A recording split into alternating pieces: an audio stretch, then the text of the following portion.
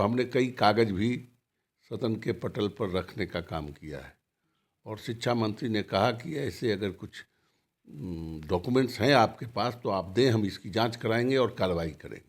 जांच करने की बात भी नहीं कर रहे थे, उनको हटाने की मांग कर रहे थे कि ऐसा पदाधिकारी जो शिक्षकों के संबंध में असंसदीय भाषा का प्रयोग करे। हम तो भारतीय जनता पार्टी के अपने उप मुख्यमंत्री दोनों से भी मिलने गए थे। वह घड़ियालू आंसू था, वास्तविक आंसू मेरे समर्थन में वो लाठी नहीं खाए। नमस्कार, आप देख रहे हैं लाइव सीरीज, मैं हूं आपके साथ रोहित। आपको बता दें कि जो नियोजित शिक्षकों का मामला है वो लगातार तूल पकड़ते जा रहा है और ऐसे में नियोजित शिक्षकों को सक्षमता परीक्षा देने की बातें कही जा रही है। हालांकि जो नियोजित शिक्षक है उनका साफ साफ कहना है कि बिना शर्त राज्यकर्मी का दर्जा चाहिए। इसको लेकर जो नियोजित शिक्षक हैं वो जो उप मुख्यमंत्री हैं सम्राट चौधरी, उनसे मुलाकात करने भी गए थे। हालांकि सम्राट चौधरी के द्वारा नियोजित शिक्षकों को आश्वासन दिया गया, 2 दिनों का टाइम दिया गया, लेकिन अभी तक नियोजित शिक्षकों की जो बात थी वो नहीं बन पाई है। देखिए, मेरे साथ बातचीत करने के लिए जो सीपीआई एमएलसी हैं संजय कुमार सिंह, हम इनसे बात करेंगे। सर, जो नियोजित शिक्षकों का जो मामला है, सम्राट चौधरी से जो मुख्यमंत्री मुलाकात करने भी गए थे, 2 दिनों की टाइम भी दिया गया था, आश्वासन दिया जा रहा है, कैसे देखते हैं सर इसको? देखिए, हम लोग की तो मांग ये शुरू से रही है, शिक्षक संगठनों की भी मांग रही है, शिक्षकों की भावना को देखते हुए, और हम लोग शिक्षक पत्नी भी इस मांग को करते रहे हैं कि भाई जब आपने इन सभी शिक्षकों की दक्षता और पात्रता परीक्षा लेकर इनको दक्ष और पात्र शिक्षक के लायक बना चुके हैं, मान चुके हैं सर्टिफिकेट देकर, तो अब सक्षमता परीक्षा लेने की बात नहीं होनी चाहिए। ऐसे ही इनको बिल्कुल उसी आधार पर राज्यकर्मी का दर्जा दीजिए। लेकिन जब संकल्प जारी हुआ सरकारी कर्मियों को राज्यकर्मी के दर्जा देने की बात कि जो संकल्प आए उसमें निकाल दिया। लेकिन वह परीक्षा के साथ साथ, सक्षमता परीक्षा के साथ साथ जो शर्तें जोड़ दी गई है, अब मुख्य रूप से विरोध उसी का है। और विरोध इस माने में है कि पहले तो ऑनलाइन एग्जामिनेशन की बात थी, जब विरोध हुआ हम लोग काफ़ी ऑफलाइन भी हुआ, एक रास्ता निकला। लेकिन एक अभी भी पेच फंसा हुआ है कि सक्षमता परीक्षा के फॉर्म भरने के क्रम में ही 3 जिलों के ऑप्शन के साथ फॉर्म को भरने की अनिवार्यता की गई है। मतलब कि कल जो सक्षमता परीक्षा पास करेंगे उनको उन 3 जिलों के ऑप्शन के आधार पर उनका नए सिरे से पदस्थापित उनको किया जाएगा, जो बिल्कुल गलत है, बिल्कुल गलत है। और कहीं ना कहीं ये दिखता है कि अगर शिक्षा विभाग का कोई पदाधिकारी इस ढंग के संकल्प को जारी करवाया है तो उसकी सही सोच शिक्षा को मजबूत करने, शैक्षणिक माहौल सुधारने की बात और शिक्षा को आगे बढ़ाने की मंशा नहीं है। क्योंकि जो शिक्षक 15 साल, 18 साल, 20 साल से नियोजित शिक्षक के रूप में जहां अपनी सेवा देकर अपने परिवार के साथ अपने को व्यवस्थित कर लिया है, और सब तो पुराने टीचर हैं, 5 साल, 6 साल में, 7 साल के अंदर 10 सब रिटायर कर जाएंगे। अब बुझिए कि अपने इस सेवा काल के 15 से 20 वर्ष समय को जहां रहकर शैक्षणिक कार्य करते हुए व्यवस्थित कर लिए हैं, अब उससे उनको अलग करके अव्यवस्थित करेंगे तो इससे शिक्षा सुधरेगा, शिक्षा मजबूत होगा? ये बिल्कुल फालतू सोच है। सर, आपने कहा कि जिस तरीके से जो ये अधिकारी के द्वारा लेटर जारी किया गया, और वहीं अधिकारी का एक तरफ जो मुख्यमंत्री नीतीश कुमार है तारीफ करते नजर आ रहे हैं, वो बोल रहे हैं कि काफ़ी ईमानदार अधिकारी हैं, इसको कैसे देखते हैं? देखिए, अगर कल सदन में इस पर सवाल भी उठा, ध्यानाकर्षण था। जी, सदन में सर। और हमने कई कागज भी सदन के पटल पर रखने का काम किया है।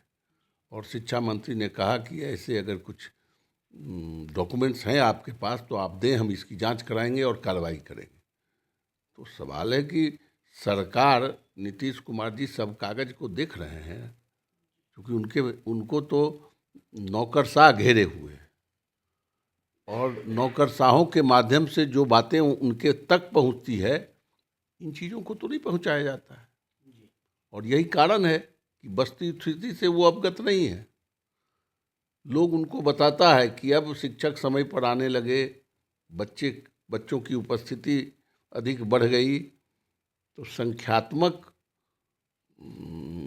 विकास तो शिक्षा में दिख रहा है, लेकिन गुणवत्तापूर्ण शिक्षा का विकास कितना होगा? शिक्षक जब बड़े आतंकित रहेंगे, अव्यवस्थित रहेंगे, भयभीत रहेंगे, भयाक्रांत रहेंगे, उस स्थिति में क्या सही शिक्षा उनसे लिया जा सकता है और इससे शिक्षा मजबूत हो सकता है? तो बिल्कुल ये सब अव्यावहारिक है और उनको फील गुड मिल रहा है माननीय मुख्यमंत्री जी को कि अब लोग कह रहे हैं कि शिक्षक लोग स्कूल जा रहे हैं, जैसे नहीं जाते थे। अरे 5% शिक्षक सर्कल होता था, लेट लतीफ़ होता था, पहले भी शिक्षक जाते थे और आज भी जा रहे हैं।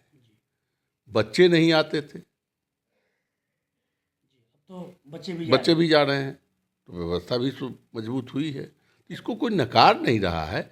शिक्षा में सुधार हो, शिक्षा मजबूत हो, गुणवत्तापूर्ण शिक्षा समाज के बच्चों को मिले, इसको कौन नकारेगा? लेकिन शिक्षक को तंग और तबाह करके और व्यवस्थित करके आप शिक्षा के सुधार की बात नहीं न कर सकते हैं भाई। अच्छा सर, एक ये भी क्वेश्चन है, दोनों सदनों में बजट सत्र चल रहा है, काफ़ी हंगामा देखने को मिल रहा है। कल आप लोग एक पेन ड्राइव लेकर पहुंचे थे, क्या उससे पेन ड्राइव में आप लोग कार्रवाई की मांग कर रहे थे, कमेटी बैठाने की मांग कर रहे थे? कहाँ तक ये मामला पहुंचा? कार्रवाई करने की मांग नहीं कर रहे थे, जांच करने की मांग, जांच करने की बात भी नहीं कर रहे थे, उनको हटाने की मांग कर रहे थे कि ऐसा पदाधिकारी जो शिक्षकों के संबंध में असंसदीय भाषा का प्रयोग करे, तो वैसे व्यक्ति को शिक्षा विभाग का वरीय पदाधिकारी बनाकर शिक्षा को मजबूत नहीं किया जा सकता और इस राज्य के शिक्षा का भला नहीं हो सकता। नहीं भला हो सकता है, बिल्कुल नहीं हो सकता। क्या लगता है कि कल जिस तरीके से जो अभी एनडीए की सरकार है, एनडीए के घटक दल के लोग भी आप लोग के साथ सुर में सुर मिला रहे थे, तो क्या लगता है मुख्यमंत्री जी एक्शन लेंगे उन पर? हम तो उम्मीद करते हैं, लेना भी चाहिए। जब प्रमाण के साथ वीडियो हमने दिया है, सदन के पटल पर रखा है और एक वरीय पदाधिकारी अपर मुख्य सचिव शिक्षा विभाग का अपने शिक्षकों को अपमानित करने का प्रयास कर रहा है, तो इससे बड़ी बात और क्या होगी उनके हटाने की?